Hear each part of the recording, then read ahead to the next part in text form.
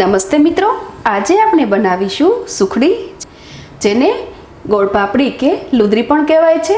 સુખડીને પ્રસાદ સ્વરૂપે પણ બનાવવામાં આવે છે. તો ચાલો જોઈએ સુખડી બનાવવા માટેના ઇન્ગ્રેડિયન્ટ્સ. સુખડી બનાવવા માટે મેં લીધેલ છે 1 કપ ઘઉંનો કરકરો લોટ. આ એટલો કરકરો લોટ છે કે જેમાંથી આપણે ભાખરી બનાવી શકીએ. સાથે અડધો કપ દેશી ઘી તેમજ અડધો કપ ગોળ. ફ્રેન્ડ્સ, મેં ગોળ દેશી ગોળ લીધેલ છે. સુખડી બનાવતી વખતે દેશી ગોળ યુઝ કરવાથી સુખડીમાં ખૂબ જ સરસ સ્વાદ આવે છે.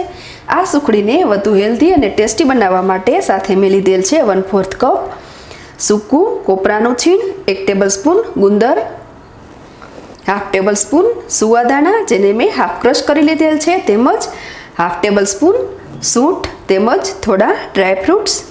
ફ્રેન્ડ્સ, સુવાદાણા અને સૂંઠનો સ્વાદ પસંદ ન હોય તો તેને સ્કીપ કરીને પણ બનાવી શકાય.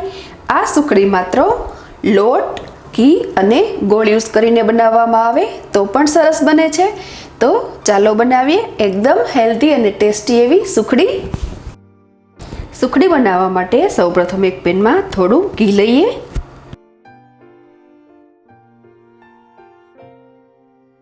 સ્ટવની ફ્લેમ મીડિયમ રાખીને આ ઘીને ગરમ થવા દઈએ. આ ઘી બરાબર ગરમ થાય એટલે તેમાં થોડો ગુંદર નાખીએ.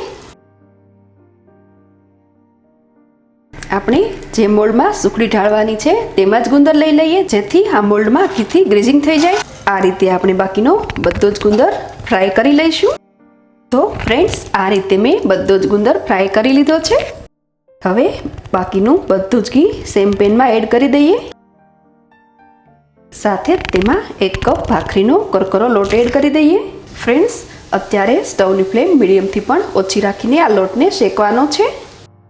જ્યારે આ લોટ ફ્લફી થઈ જાય તેમજ સહેજ કલર બદલતો દેખાય ને સરસ સુગંધ આવે ત્યાં સુધી આ લોટને કન્ટિન્યુઅસલી આ રીતે હલાવતા રહીને શેકવાનો છે.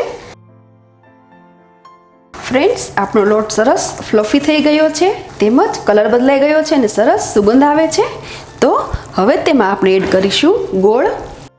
જ્યારે આપણે આ રીતે લોટ શેકીને સુખડી બનાવવી હોય ત્યારે ગોળ પોચો લેવાનો અથવા તો ગ્રેટ કરીને લેવાનો, જેથી ઇઝીલી મિક્સ થઈ જાય.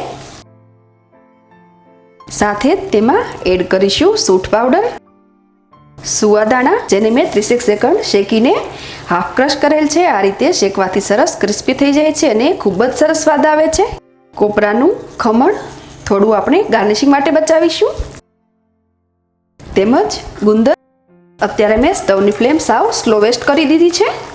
મિત્રો, તમે સુખડી તો અવારનવાર બનાવતા હશો, પણ આ રીતે ચોક્કસ ટ્રાય કરજો, ખૂબ જ સરસ બને છે. આ બધું એડ કર્યા બાદ 1 મિનિટ પછી હું સ્ટવની ફ્લેમ ઓફ કરી દઉં છું અને આ બધું સરસ રીતે મિક્સ કરી લઈએ. હવે તૈયાર થયેલી આ સુખડીને આપણે એક મોલ્ડમાં ઢાળી દઈએ. સેટ કરવા માટે પ્લેટ કે મોલ્ડ કાંઈ પણ યુઝ કરી શકાય. ફ્રેન્ડ્સ, આપણે જે સૂંઠ અને સુવાદાણા નાખેલ છે તેની ખૂબ જ સરસ સુગંધ આવે છે.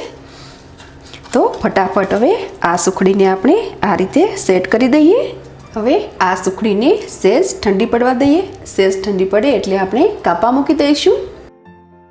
તો મિત્રો, તૈયાર છે આ સુખડી અને અત્યારે શિયાળાની સિઝન છે. તો આ વિન્ટરમાં આ રીતે બનાવીને ટ્રાય કરજો, ખૂબ જ સરસ બને છે. અને સાથે મને કોમેન્ટ બોક્સમાં આપના એક્સપિરિયન્સ અચૂક જણાવજો. પણ લાઇક, શેર, સબસ્ક્રાઈબ કરવાનું ભૂલશો નહીં. ફરી મળીશું નવી રેસીપી સાથે. Thanks for watching.